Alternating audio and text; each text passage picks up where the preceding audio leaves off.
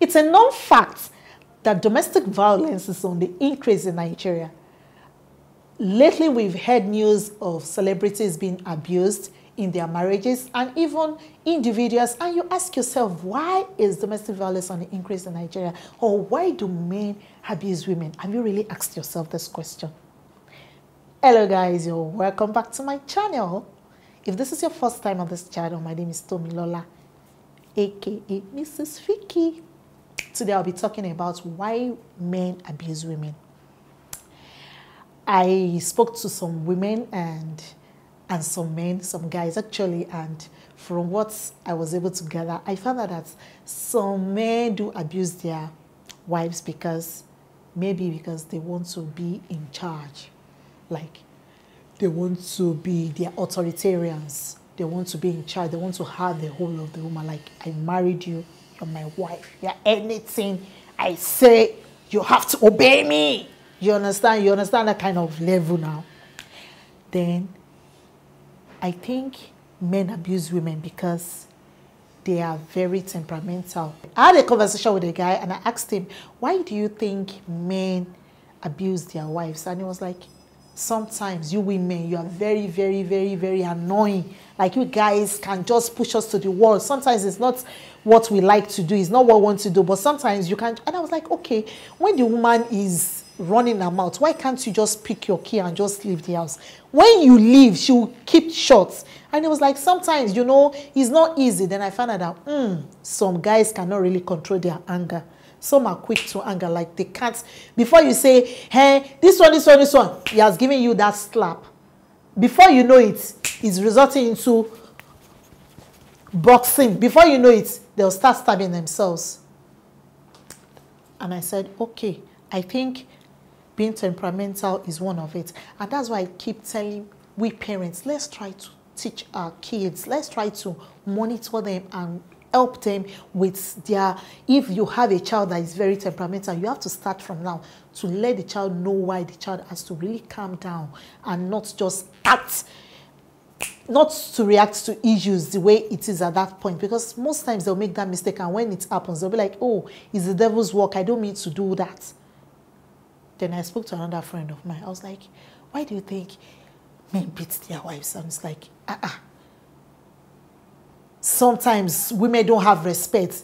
Imagine me paying bride price, 2 bags of yam, calling my friends, prostrating, everything. Then the woman will now come. I will talk to her. She will not obey me. You know, some men can be so authoritative. Like, they want to be in charge of everything. And some women will be like, what? No, we are equal. When you have that, then there will be issues.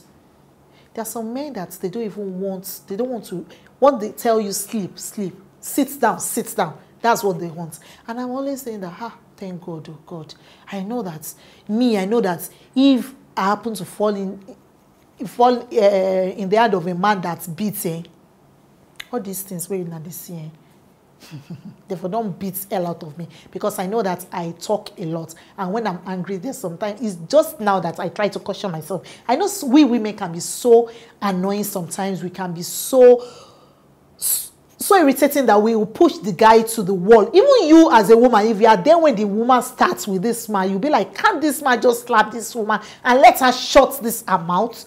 It's as bad as that. But a good man, a sensible man, is going to take his time to say, no, I won't beat you. Instead, I'll walk away. I think that should be the best thing. Just walk away. When you have issues with your wife, don't just bounce on her and start slapping her to the extent that you now turn out to your, your punching bag. If you want to punch, better go to the gym. Go to the gym, because I don't see why you have to, when you know that you say your wife is beautiful, you love her, then why will you want to beat her? Another thing is our culture. Our culture has entertained this. When you report to someone that, oh, can you imagine this is what I'm going through, and the person will be like, you have to just endure. You know, marriage is not a platter of gold. It's not bed of roses. You know, it's you have to respect your husband. Just keep praying. My sister, prayer will not save you from the hand of a man that is very abusive. It won't save. If you like, fast from that, it's in his DNA. Is in his blood.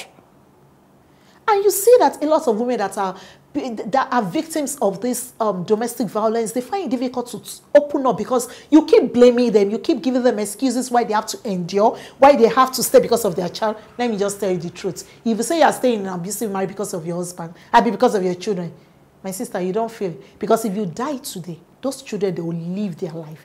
I've attended a wedding whereby in fact, we finished Amala before they remembered that, okay, they've not done 2 minutes silence for the mother of the bride. It's as bad as that. Life goes on. Life moves on. We're all human. The children are definitely going to live. So if you love yourself, you have to love yourself first. Think about your well-being first. If you are in that abusive marriage, you better carry your bag. Don't even go. Pick race. Run from it. I know it's quite difficult. It's not easy for you to make that decision. But it's something that you have to think about. There are lots of women out there that are really doing great. And that's why I keep saying that women, let's try as much as possible to do something. Because if we are idle, if you don't do anything, then you start giving excuses. When you find yourself in that situation, you start looking for excuses of, oh, I'm not living because I don't know, I'm going to start all over again. How will I take care of my children? How will I take care of myself? You know. But it's easier for someone that has something doing to leave the marriage. I was speaking to a lady and she was like, oh, what are you talking about? Look at Tonto Dike. Look at, what's the other lady's name? Messi Aigbe. It's easier for them to leave because they have something in the bank to bank on.